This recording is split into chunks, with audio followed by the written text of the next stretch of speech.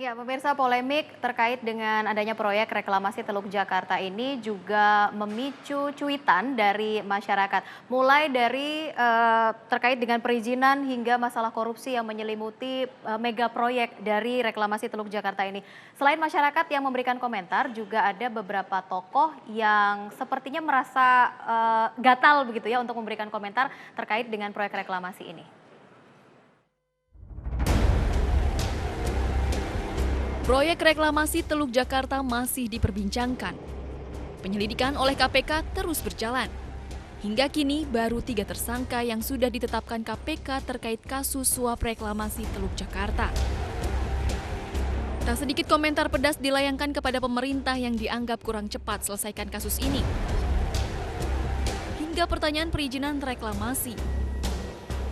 Selain masyarakat yang berkomentar di berbagai media sosial, para tokoh pun seakan tak mau ketinggalan memberikan komentarnya.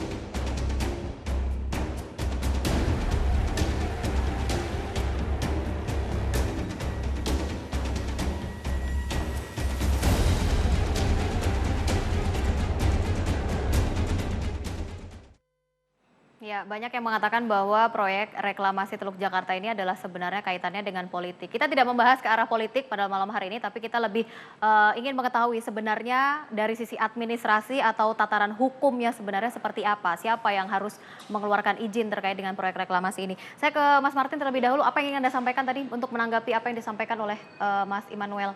Saya tergelitik korupsi kebijakan. Oke, Ya, kenapa? karena apa yang disampaikan Bung Batman tadi, ada korupsi kebijakan dalam terbitnya izin reklamasi ini. Ya. Kami melihat tidak hanya kewenangan yang dilanggar oleh Pak Gubernur, tapi juga terkait dengan prosedurnya. Mhm. Kita aturan tata ruang kita sudah mengakui mengenai sistem regulatori. Jadi izin-izin pemanfaatan ruang seperti itu tidak bisa diterbitkan sebelum ada peraturannya. Ya.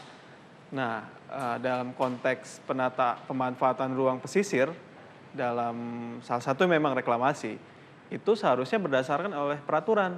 Nah, peraturan ini belum ada, izinnya terbit. Bayangkan Anda bermain bola, sudah menang dulu, baru kita bikin aturannya, Berarti kan benar kayak gitu. dong kalau kita bilang malam hari ini bodong.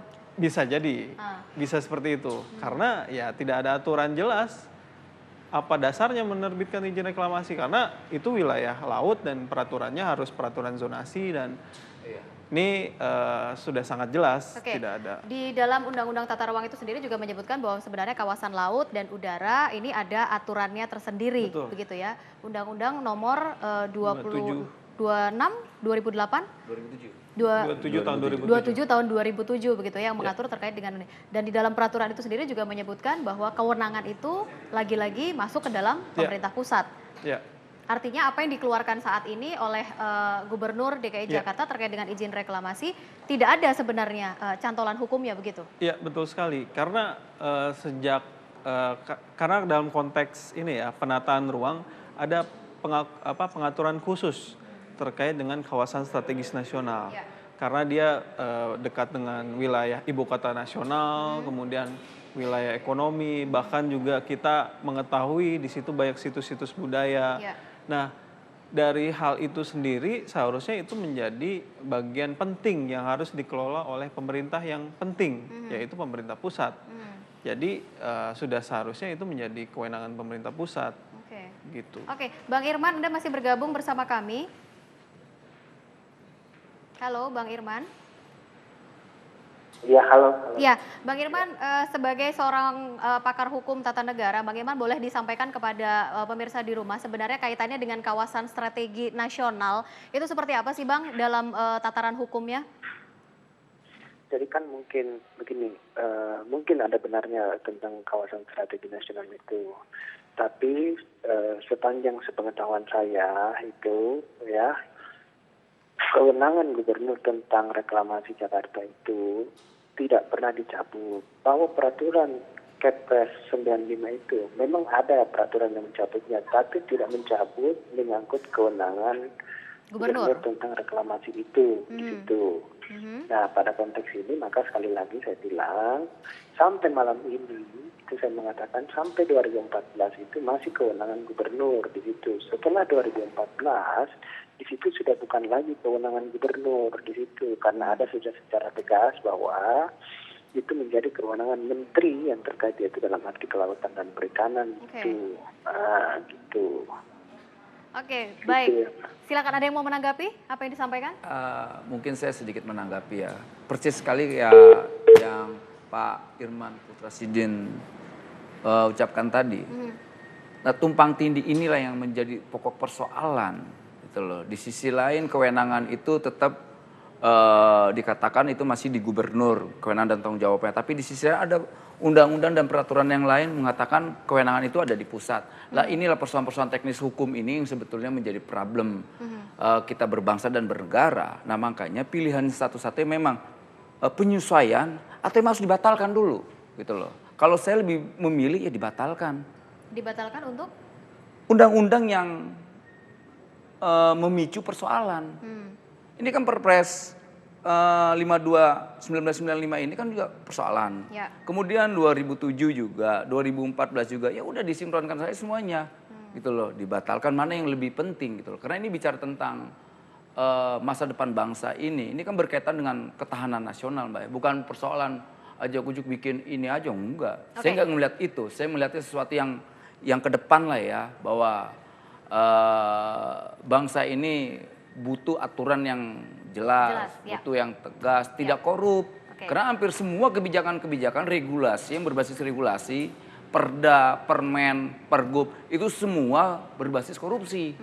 Oke, kalau itu tadi, aja kita kalau ini. tadi Mas Marty mengatakan sebenarnya tidak tumpang tindih ya, karena peraturan itu sudah jelas. sudah dibenahi oleh peraturan yang selanjutnya begitu. Dari nomor 26 tahun 2008 sudah dibenahi dengan nomor 27 2007 begitu kan, Undang-Undang nomor 27 tahun 2007. Ya.